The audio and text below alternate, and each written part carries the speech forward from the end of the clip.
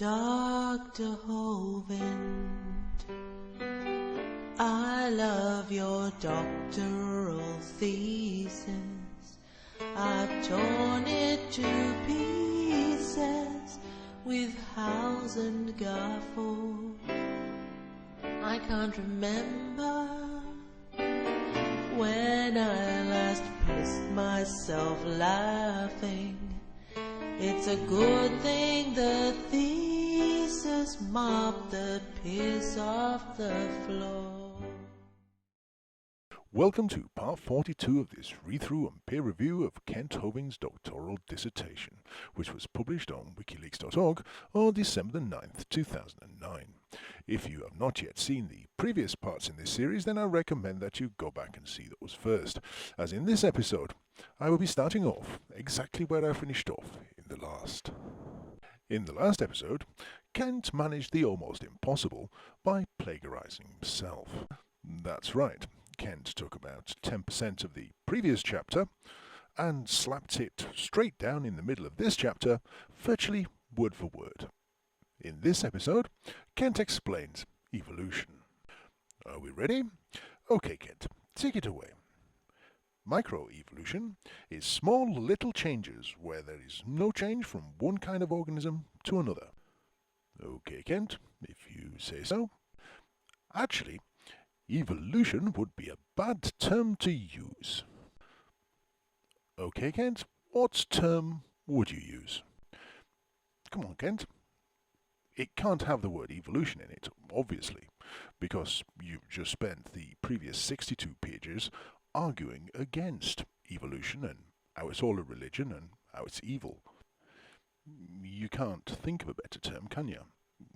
Well, if you can, you haven't put it down in your doctoral dissertation, but we'll carry on.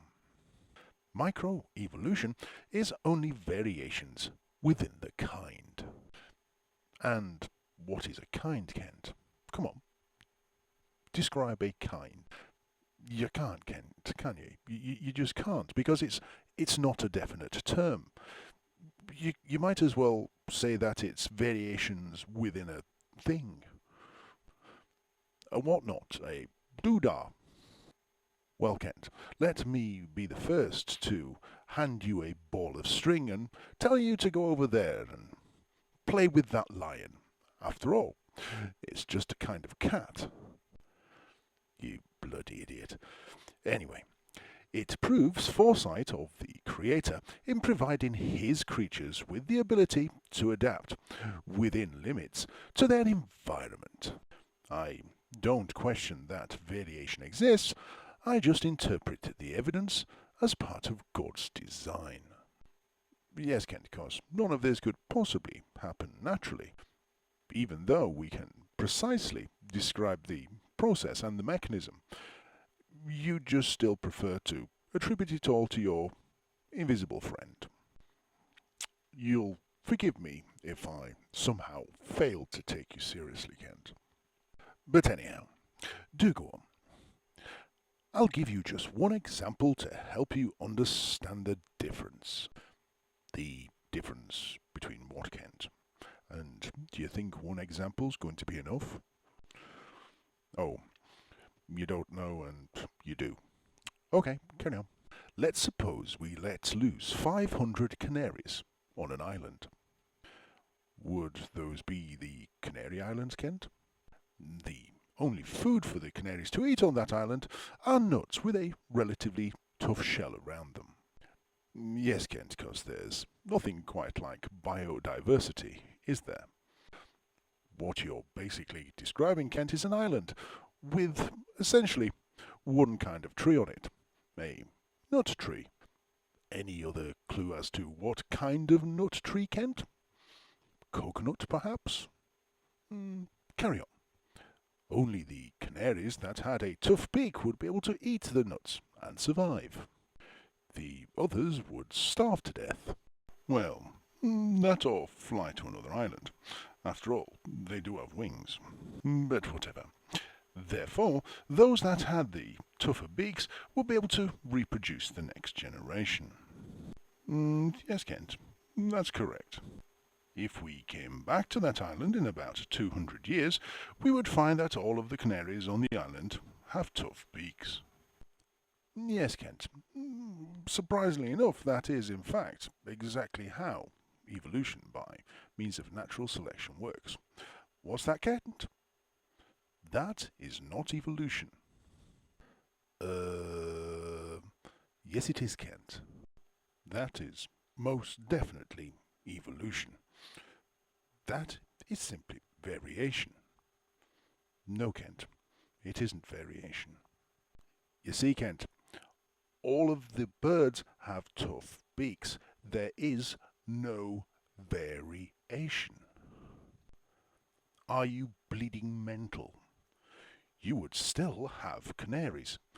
Well, yes, Kent, what did you expect? Elephants? The trait of having a tough beak was in the genetic structure to begin with. Yes, Kent, that's correct. Nobody's arguing that. Nothing new has been added. No, Kent, it hasn't. We have only selected a certain portion of the population to survive. That is variation, not evolution. No, Kent, that is selection. Variation has essentially been removed, and all of the population now have tough beaks. They have evolved to be tuft-beaked birds. This isn't difficult, but those canaries will never, given all the time you want, will never change into elephants or dinosaurs or trees or tomatoes.